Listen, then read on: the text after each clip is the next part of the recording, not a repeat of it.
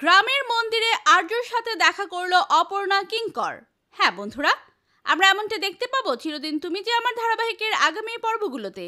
বিস্তারিত জানতে ভিডিওতে লাইক দিয়ে শেষ পর্যন্ত দেখতে থাকুন।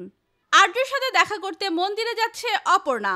অপর্ণা কিঙ্করকে বলছে আমাকে যেভাবেই হোক সেখানে যেতেই হবে, যে মন্দিরে আর্য স্যারের সঙ্গে আমার প্রথম দেখা হয়েছিল।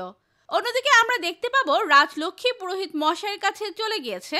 পুরোহিত মশাইকে বলছে, আচ্ছা আপনি কি দেখলেন আর অপর্ণার ভাগ্যে কি আছে? তখন পুরোহিত মশাই বলে আর্য আছে।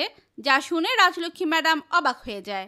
মীরা বলছে প্রমাণ তো হবে মিসেস সিংহ রায়, একটু অপেক্ষা করুন। অর্ক বলছে যখন হয় তখন হবে, তুমি এখন একটু চুপ করো।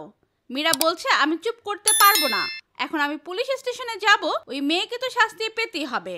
অপরদিকে কিঙ্কর আর অপর্ণা তো বাগানবাড়ির সামনে যায়। কিঙ্কর অপর্ণাকে বলছে যে কি হয়েছিল তুমি আমাকে খুলে বলো অপর্ণা। সব ঘটনা বললে কিঙ্কর শুনে বলছে তার মানে এটা হতে পারে যে আর্য এখানে এসেছিল সবকিছু গুছিয়ে টুছিয়ে চলে যায়, তারপরেও অন্য কেউ এখানে এসে এগুলো করেছে।